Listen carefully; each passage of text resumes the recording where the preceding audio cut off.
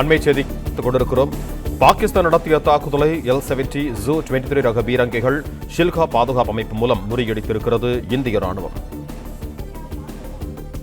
Zu-23 ரக பீரங்கிகள் வான் தாக்குதலை எதிர்கொள்ள வடிவமைக்கப்பட்டிருக்கின்றன.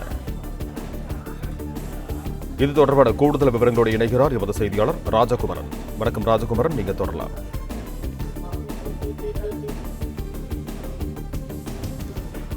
பாகிஸ்தான் நடத்திய தாக்குதலை L-70 Zu-23 ரக பீரங்கிகள் வான் தாக்குதலை எதிர்கொள்ள வடிவமைக்கப்பட்டிருக்கின்றன.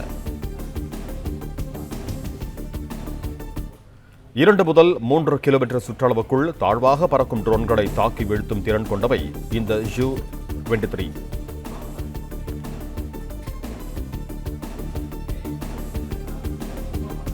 பாகிஸ்தான் நடத்திய தாக்குதலை L-70 Zu-23 ரக பீரங்கிகள் ஷில்கா பாதுகாப்பு அமைப்பு மூலம் முறியடித்திருக்கிறது இந்திய ராணுவம்.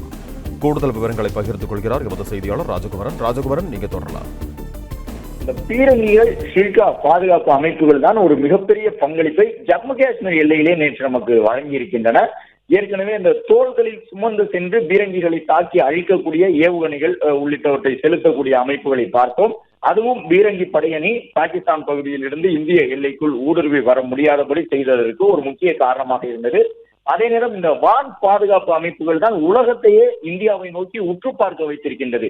இந்தியா ஒரு மிகப்பெரிய வளர்ச்சியை கடந்த சில ஆண்டுகளில் ராணுவ ரீதியாக பெற்று வந்திருந்தாலும் கூட 1999க்கு பிறகு நம்முடைய ராணுவ பலத்தை வெளிப்படையாக உலக நாடுகள் பார்த்து அறியக்கூடிய அளவிற்கு எந்த விதமான அரசியல் சூழ்நிலையும் நம்முடைய நாட்டில் ஏற்படவில்லை.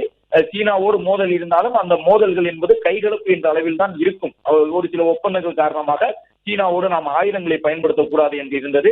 அதே போன்று பாகிஸ்தானுடனான சண்டை என்பது எல்லை கட்டுப்பாட்டு பகுதியிலே துப்பாக்கி சண்டை என்ற அளவிலேயே சிறிய சிறிய சண்டைகளோடு முடிந்து விட்டது. ஆனால் இந்த ஸ்டிங் ஆபரேஷன் உள்ளிட்டவற்றை நாம் நடத்தி இருந்தாலும் ஊடுருவி சென்று ஒரு இடத்தில் தாக்குதல் நடத்திவிட்டு வந்துவிட்டோம். அந்த நாளோடு அந்த தாக்குதல் முடிந்து விட்டது.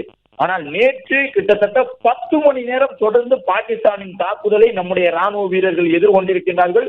ஒரே ஒரு ஏவுகணை கூட வெற்றிகரமாக பாகிஸ்தானால் செலுத்தப்பட்டு இந்திய நிலப்பரப்பில் தரையிறங்க முடியவில்லை. அவர்கள் செலுத்திய அனைத்து ஏவுகணைகளையும் வழிமறித்து இடைமறித்து நடுவானிலேயே அழித்தார்கள். அதிலும் குறிப்பாக சில கிளர்ச்சியாளர்கள் இஸ்ரேல் மீது நடத்தியிருந்த தாக்குதல்களை முன்மாதிரியாக வைத்து அந்த ஹமாஸ் அமைப்பினர் நடத்தியதை போன்று ஒரே நேரத்தில் பல ஏவுகணைகளை பாகிஸ்தான் வீசியிருந்தது. ஹமாஸ் முறையில் தாக்குதல் நடத்தும் பொழுது 10 ஏவுகணை வருகின்றது என்றால் அதில் 6-7 ஏவுகணையை தான் தடுக்க முடியும். மற்ற 3 ஏவுகணை அந்த நகரத்தில் விழுந்துவிடும். அதுதான் ஹமாஸ் யுக்தியினுடைய ஒரு அடிநாதமாக இருக்கக்கூடியது. அந்த அடிப்படையிலான தாக்குதலை தான் பாகிஸ்தான்.